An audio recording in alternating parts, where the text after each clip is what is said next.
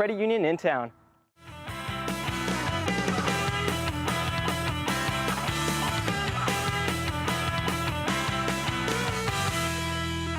Welcome back to the Renegade Report. I'm Francis Mayer, Sports Information Director of the greatest athletic department in the entire known universe, BC Athletics. We're also 93 years old as an as a program, and we've been up there on the hill for well over 50 years.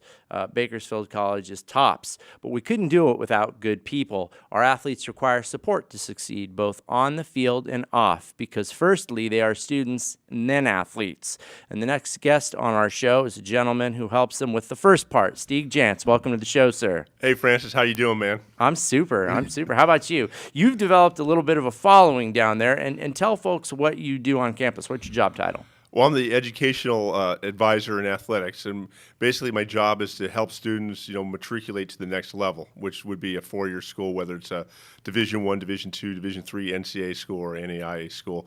And that means we help them do well in school, improve their study habits if that needs to be done, choose the right classes in the various curricula on campus, and then also help them with any recruiting needs, any things that might help them get to that next level. Right, and actually we had two success stories yesterday. They aren't the only, I want to point this out to everybody, they aren't the only guys going on to four-year schools, but they were two guys who participated in a ritual called the National Letter of Intent signing, right? And not everybody has to do that, right, Steve? No, it's kind of a media day, and many of our students, and this is around the country, many students will be signing afterwards, and many of the high school kids will be signing after that date. In fact, most do. Right. But it's something fun we get to do. And yesterday we had two excellent representatives, I thought. Kalen Smith, the tight end who caught some touchdown passes this year, laid some vicious blocks. And he's also a sweet kid. He came from Vallejo and went to Santa Rosa JC for a year. And then I think he decided he needed to kind of get away from the distractions at home. And he comes down to Bakersfield and he says the stadium just sold him. He saw that. Blew his hair back. And he's a kid who, when he was a junior in high school, had no idea that he would be going to University of Idaho. No, a lot of people don't plan that. Right? Yeah. And on a full-ride scholarship. And he's just as pleased as he can be, and we're excited for him. And then Darren A.J. is going to Cal Poly. And Darren is an interesting story to me, Steve, and maybe you've seen other athletes like this, in that he says he wasn't prepared to be a student after high school, and that he learned how to do that at BC. Can you talk a little bit about that role that community colleges play for athletes? Sure. Well, first off, I think it's for all students, non-traditional age, traditional age, veterans, athletes.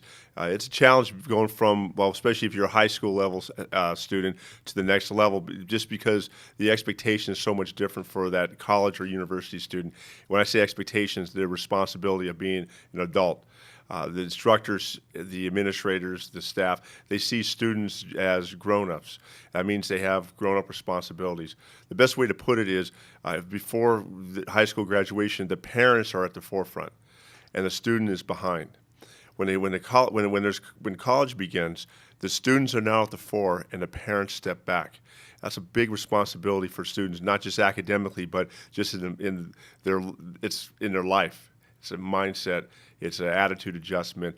It's actually a self-image adjustment that a lot of these students have to deal with. And a lot of the students at a community college might not have the confidence level to make that adjustment so smoothly. So what our jobs are, you two, we're all educators, is to help students with that adjustment, that self-image adjustment, so they can start seeing themselves as an adult, as a self-learner. As an accountable member of society. It's their parents aren't responsible for him anymore. Absolutely. If I have a beef with, say, Yoema Esparza, if she was 17 and a junior in high school, I'd call her parents and say, hey, she was rude to me, or what have you. Not that she would be. She's a wonderful girl.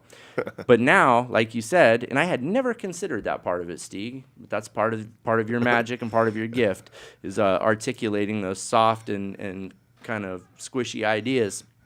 They are responsible for themselves. Yes. And now if I had a problem with her, I'd speak to her directly about it. You would, and also with FERPA laws, you're federally mandated to talk to her and not her parents. Oh, no kidding. Yes. Wow. So there are adults in the feds recognize that as well. So it's a big deal. I think in addition to that, there's just the confidence issue and the motivation to be a university or a college student in this case. At high school, you can get by, especially your senior year, without being the hardest worker. And I think at the college level, BC is a prime example. The instructors are serious-minded, well-educated people. Leaders in their fields, and they're expecting students to rise up and become scholars, not just students, but we're looking for a certain level of scholarship. That includes our athletes. So we want our athletes to develop their minds just as they are their bodies, equal, there's no difference. The athletes work just as hard. Well, and it makes sense because, earlier we had Kyla Dean on, and I was asking her about how she selects who to pass the ball to. And all of a sudden, she starts running down this list. Well, Rosebrook likes to break back and go to the left side, but not the right. And then she's running down the list, and she has all of these specific tendencies on every person she works with. Mm-hmm. And I'm thinking to myself, these are skills that translate very well to every arena of life. She knows how to provide for her coworkers in a way that will enable them to succeed. Right? Mm-hmm. And no, that is interesting to me how that works. We do need to develop minds, and they need to apply the same intensity and tenacity that they apply to athletics to the classroom. And we've seen where people do that. Absolutely. And AJ is a good example of that. No doubt about it. And some of the women you had today, your earlier segments, prime examples of outstanding student athletes.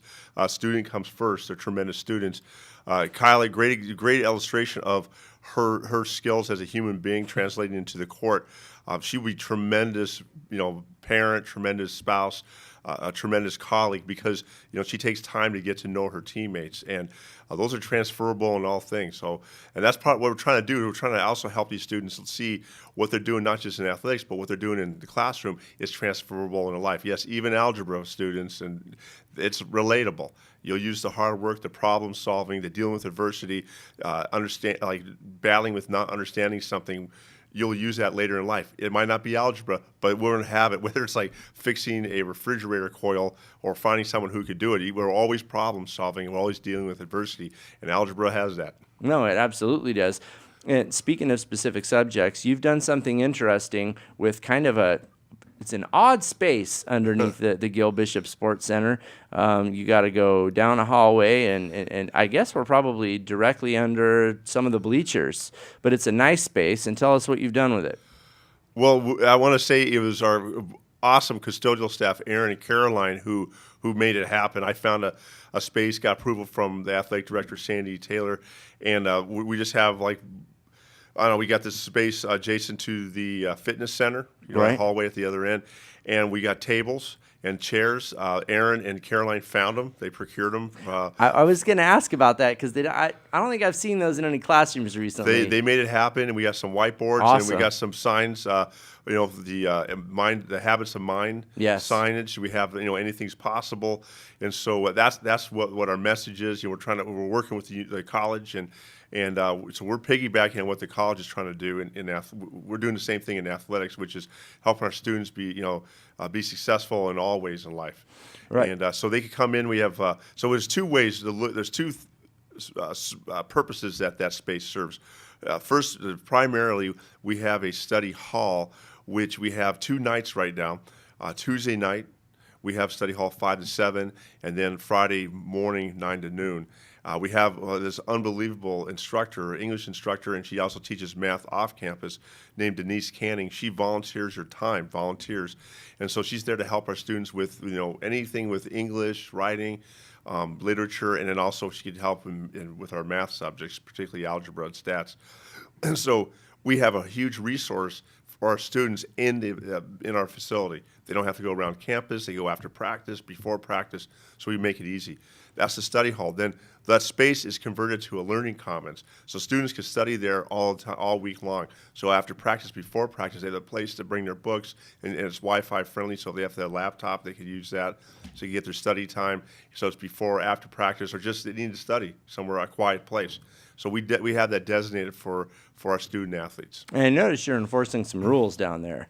Well, what do we mean to? Yeah. And it's pretty easy. Our students are very respectful of of the time and the space. I think they appreciate it, and so we just have rules because we need to have rules. It's the right thing to do. I think we all have to. We all expect rules in society. We want some protection and guidance, and what the great part is our students recognize the rules, and so.